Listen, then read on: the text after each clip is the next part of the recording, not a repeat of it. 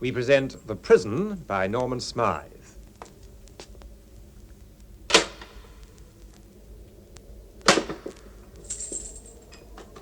The Prison.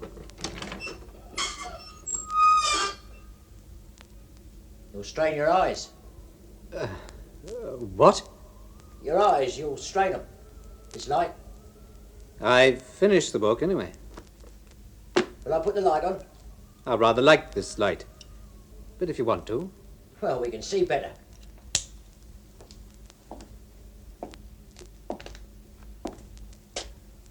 Look. Surprise. A surprise for you. It's in the way of a celebration. This is an occasion, an anniversary. 10 years. 10 years? To the day, 10 years. For both of us. I thought a little celebration would be in order, a special dinner. No, it's very kind of you.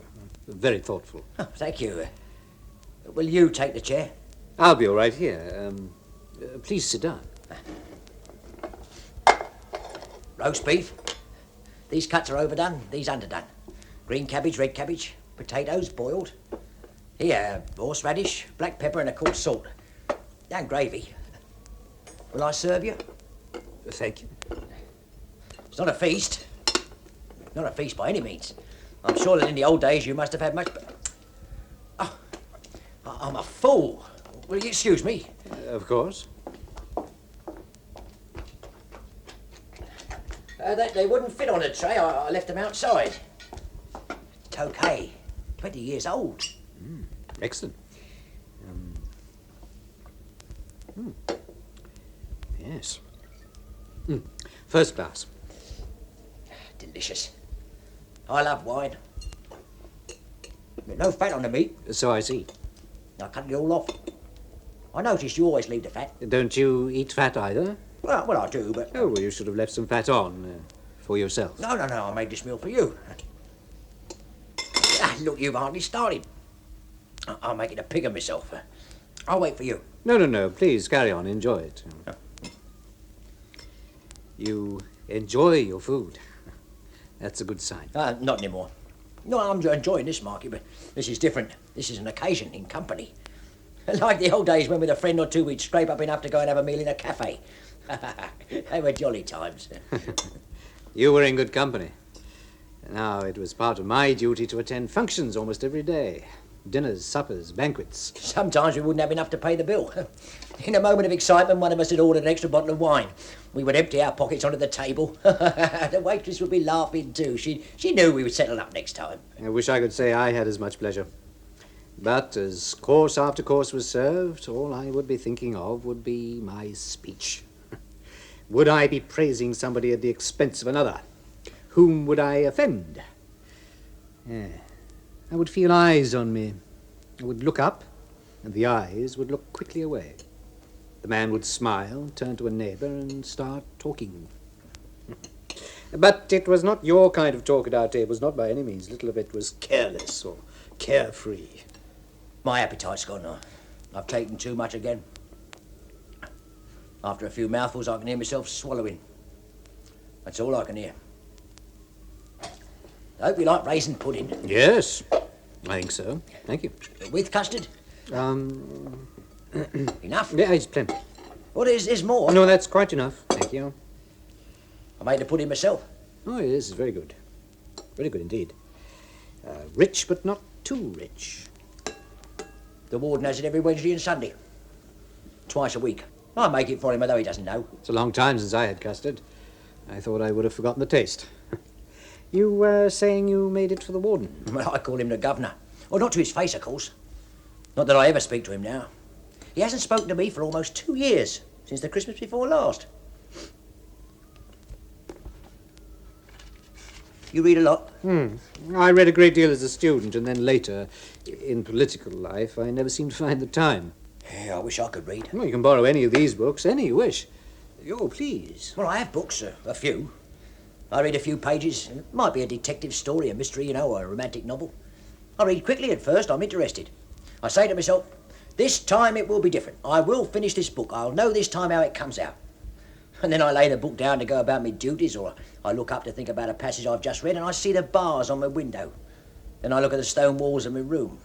I start to count them. Can't go back to my book. I can't concentrate. I find the reverse is true for me. Perhaps if you recommended a book. Oh, nothing too heavy, mind you. But something you find particularly interesting yourself. Perhaps we could discuss it. Oh, perhaps we could. I'd be very pleased. Have the rules been changed, or do you have the warden's permission for tonight only? I didn't ask him. Oh, I told you, not a word passes between us. It was my decision to speak to you tonight, to break the silence. Oh, thank you. I appreciate it. I've longed for the sound of a voice other than my own. I understand. I don't know about you, but I'm particularly talkative. My friends used to call me a regular windbag. Talk the rain out of the sky, they'd say. I was always talking in those days. Don't ask me now about what I've forgotten. Anything at all. Does that sound odd to you? No, not at all. Someone would make a remark, say about the weather, and someone else would come up with something about football, and before you knew it, we'd all be shouting at each other and laughing and contradicting each other, and I'd be in the thick of it. And we'd find ourselves arguing fiercely about something else altogether, like indigestion. Pardon me, medical matters, say. Do you follow me? Oh, yes. I remember how the conversation would take sudden jumps, turn from one topic to another, even at meetings where we had a strictly tight agenda. The talk would go from here to there as if it was blown about by the winds.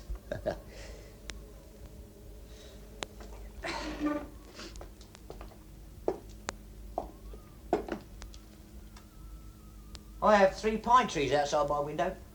There's an elm tree there. Do you mind if I use that chair to look out? No, not at all.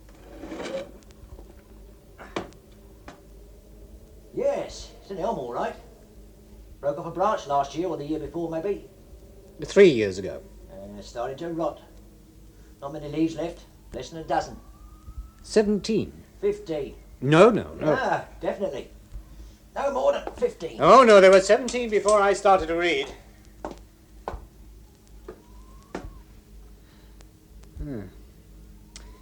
Part of me dies when the leaves fall from a tree. Soon it will be bare. No birds will come. It's the wind, I'd say. You're more exposed on this side, I can hear it. Listen.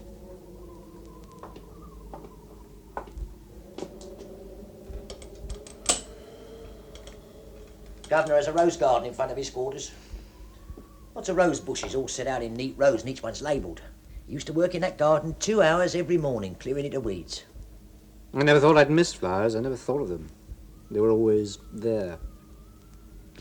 I'd give a month of my life now to see a daisy grow. Garden's all deserted now, overgrown. Weeds are everywhere. After the warden stopped going out into the garden, he used to look at it from the window in his room. Then he drew the curtain so you couldn't see it at all. He has heavy curtains to hide the bars. How could a man shut out the sight of a rose garden? Now, for the best part of our feast. Look. Cigars. Do you smoke? Oh, I used to. Too much, I'm afraid. I feel better now that I've given it up. Well, the governor buys only the best. Oh, thank you. He gave them to you? Oh, not him. I took them one day when I was removing his tray. Even then I was planning this dinner. Must have been 3 months ago. He did give me a cigar once. That Christmas night I'd gone in to give my report on my patrol. I used to do it verbally in those days. I used to look forward to that every evening. I took pride in that I never made a mistake. Never forgot to salute, never took more than 12 paces to reach his desk. You make patrols then? Well, 3 times a day. That's what regulations call for. Of course, when there were other guards here, I'd only make 2 a day, but I don't mind. Are you the only guard left? They say that at one time there were 70 guards here and 300 prisoners. But in my second year, they were all transferred to the new jail on the other side of town. I still do my patrols. Regulations. Orders have to be carried out. I understand. Was it at Christmas the trouble between you and the warden started? Oh, yes, I was in the middle of telling you. Yeah, it was Christmas night.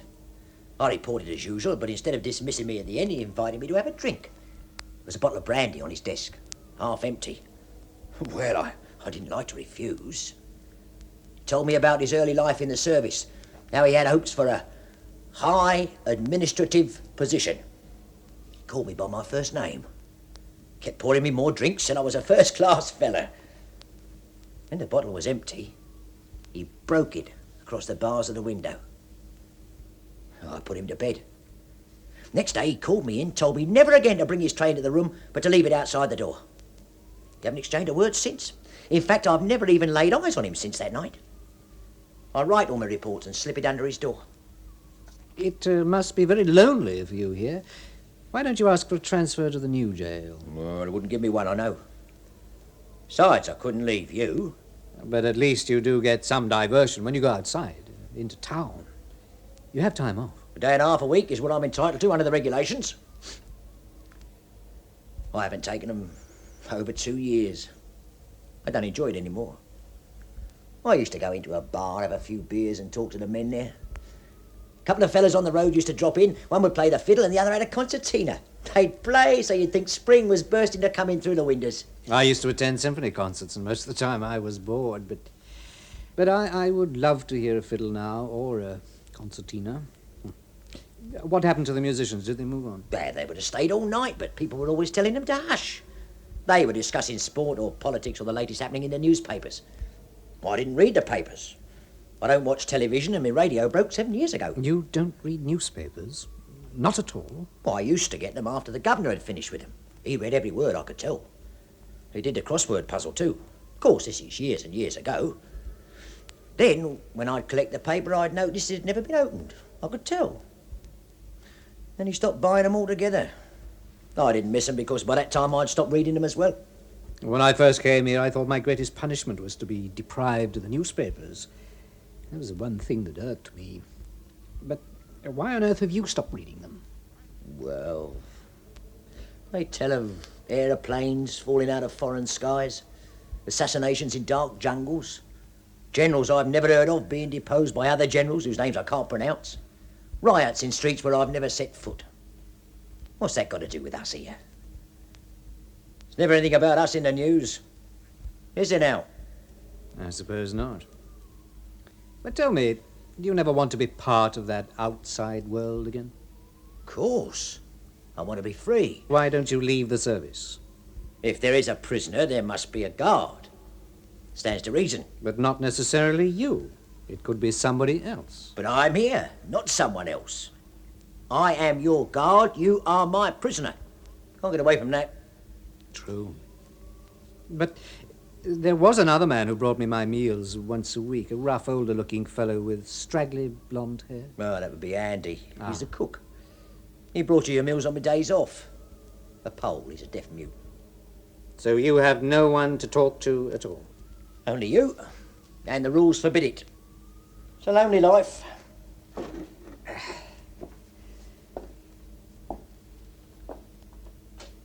Past few years have made a change in me, I can tell. Have you noticed? I can't say I have. Noticed what?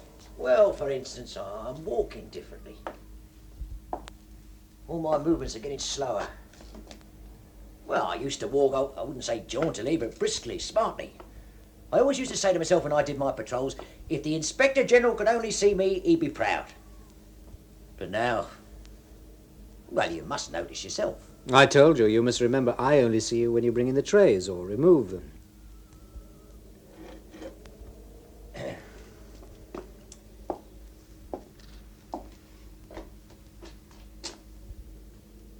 If you look through the grill this way, you can see down the passage. You could see me coming up the stairs. Then when I passed, you could watch me walk down the passage. There, that's where I stop and check the firefighting equipment. 3 times a day I patrol that passage. I hear you. But you don't get up to look. Oh, I didn't think, yes. I'm sorry. Still, now I've spoken to you, it'll make a difference. Down this passage anyway, I'll patrol smartly again, now I know. Well, you have a lot of interesting books there. Oh, I've read the one about Lamartine from the prison library. Yes. There's several there about prisons and prisoners. You read the one about this place? Isolated in stone? I didn't know there was... Oh, yes, I can get it for you. The warden has it. A lot of important people, like yourself, have stayed here over the ages. Over 100 years ago, it was a military prison. And there's been escapes. Many escapes. I should like to read it very much. I've just finished a book by Loeb. He spent 37 years in American jails. An intellectual man. I found it absorbing. Did he ever try to escape? No. Never. The day your party came into power, the governor opened a bottle of champagne. At my evening report, he told me we'd be losing our prisoners, that they'd be closing this place down for good. He put on his full dress uniform and prepared a speech. I used to hear him rehearsing it. After 10 days, he put the uniform back into mothballs. And that was 6 years ago. How time I flies. could never understand it myself. And I'm sure the governor couldn't either, and he's a university man like yourself. Between you and me, I believe he was looking forward to more promotion. Perhaps a government decoration. Oh, I'm sorry. As I say, I couldn't understand it. Your own friends in power, your enemies scattered, some into exile. And your right-hand man made president. He'll make a good president. The paper said he was your best friend. Until they stopped mentioning your name at all. Understandable. That's party politics. A radical in opposition is a credit to his party, a rallying point. A radical in power is more than an embarrassment. He's a danger. Still, friends are friends. Friendship is sharing. Power is never shared. Not willingly. It is conceded.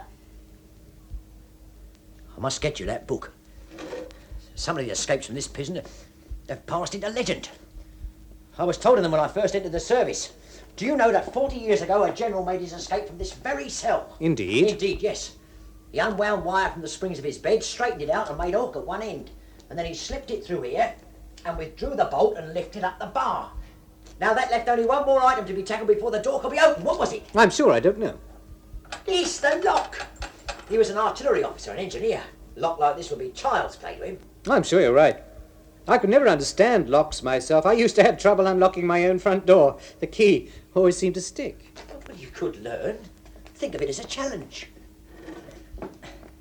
Then, of course, he had to have a map to find his way out of the prison. It's a regular maze. The book has a map in the index. I'll definitely get it for you tomorrow. Oh, thank you. I'm not keeping you up, am I, from your book? Oh, far from it. I'm enjoying myself. You're being very kind. Oh, please, don't say that. You've no idea what this little chap means to me. Well, I know it's against regulations. I'm sorry about that, but there are certain things I must say to you. If I can help you in any way. This book, you'll notice when you read it, that never at any time were any of the guards implicated in a prisoner's escape. Never. The service is proud of that record, and I'm proud of it. It's a record that must not be broken. You understand? I understand matters of principle. I speak as a man, not as a politician. You would come across the book sooner or later yourself. It's in the warden's library. You were told you had access to it. The warden told me at our first and only meeting. But I have books of my own sent in. But if you read them too quickly, faster than they came in, you would have to visit his library. It's possible. Yes, indeed, quite possible. And you would no doubt have picked up the book we're talking about. The title would have appealed to you. It would have been the first book I would have chosen. I've no doubt about that at all. There. So my mentioning the book at all was a natural thing to do in the way of conversation. Perfectly natural. And the subject of escapes. They say that it's the duty, positive duty of all military personnel to escape. It's expected of them, their duty, just as mine is to prevent it. Now, I know you're not a soldier. I have no wish to escape. None at all. What? You don't want to leave here? You're prepared to stay here the rest of your life? Yes. I think I am prepared now. I don't believe it. One escapes to somewhere, something, as well as from. In here over the past few years, I've discovered myself. I've found peace. I've no wish to escape from it. But your family? Mine was an arranged marriage, an alliance between money and political opportunity. I believe my wife has found a simpler kind of happiness. I hope so, for she deserves it. My only son is abroad, where no one has heard of his father. But life is... There's more to life than just your family. So I have learned. I mean, there's things to do, places to see. Wouldn't you like to sit at a table in a cafe and watch the people pass? But the time has come when the bill is paid and one leaves and becomes part of the crowd that is passing other tables. Hurrying to keep an appointment that will secure more power for ourselves at the expense of others. But that's politics. I wasn't But talking that was my life. You could change? I have. I am becoming a writer. And for that, this world is wide enough. I can't understand it. I'm sorry. Just to walk along the high street on a sunny afternoon. Hands in pockets, nowhere special to go. But whichever you do, the choice is yours. That's freedom. Freedom comes from within, from the absence of conflict between what is expected of you by others and what you should do to fulfill yourself. Not for me. There'll always be things that I must do, no matter what. Just as long as I can do some of the things I want. Yes. Each of us must find his own freedom in his own way.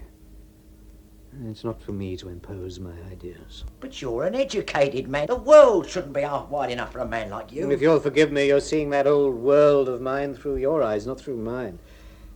I have no doubt that to you it seems attractive enough. No. I was thinking of you. What a waste for you to be shut up in here. You know how to compliment a chef after a 10-course meal. And if you went on a journey by plane or by boat when you arrived at your destination, perhaps a trading post in the tropics with palm trees, you could go up to the captain and thank him for a pleasant trip. They'd be pleased. You'd like to travel? I don't expect I ever will. I would like to think it's possible. Just the thought it might come, that I'd be free to go if the chance ever came my way. Well, then I would take pleasure in just thinking about it. I see. We're back again to your idea of freedom, the freedom of possibilities. Try to see it my way. Look around you. Think of all the roads you've travelled, all the streets you've walked, and all the corners you've turned, and where have they led you to? To myself.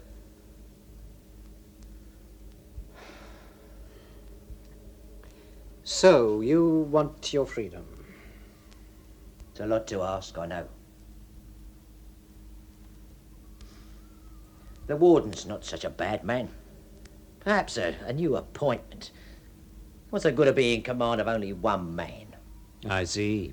The warden, too. And Andy should have a full complement to cook for. After all, he's a professional cook. That's his life. You want me to release you? All of you. I didn't know when I first spoke to you you'd be like this. I thought you would have wanted your freedom. I have it. For the first time in my life. I'm sorry I asked. I didn't know. Sit down, please. I should have said, I thought I had it. Now I know that I haven't. Not if my freedom curtails yours. Yes. I must make a decision. Shall I get you the book? No, that's no solution. Yeah, but It's impossible. I'd never get out of the country. Besides, I refuse to be hunted down like a winded stag. There's only one way. But I had hoped that escaping... Voluntary act is a sin. Is it any less a sin letting somebody else do it when a word, a gesture would save you? Are you prepared to make such a sacrifice? A sacrifice, yes. To set you free. Partly free, at any rate. And you say that's all you want? It's all I ever expected. Do you need anything? No. When I came here, I came prepared. I believe it's painless. Look, the moon's risen. I wish I'd known you before. There's so many things I could have learned from you. Perhaps. But you have taught me the ultimate lesson. Goodbye. Goodbye, sir.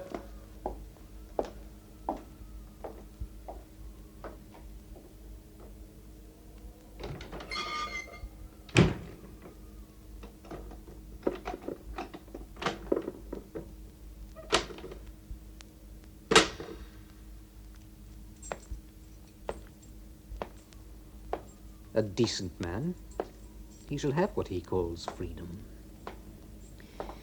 Now, why can't people realize that freedom must be taken, must be grasped, must be fought for? It can really be given. No. Where is it? At one end, the shaving brush that is needed while life pushes the hair through the skin, and at the other... No, that's stiff. I can hardly unscrew it. At the other end, a cavity, and a pill, half the size of my fingernail, that will stop the growth of everything that I call me.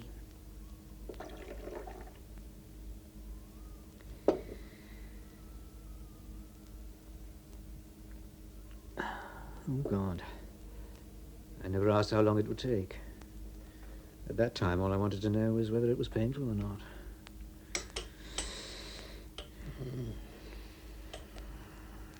Now, to read a little more of this book. This book that I shall never finish.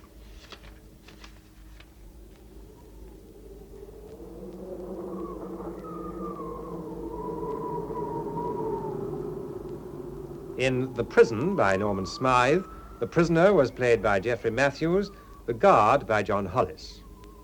The play was produced by K. Patrick.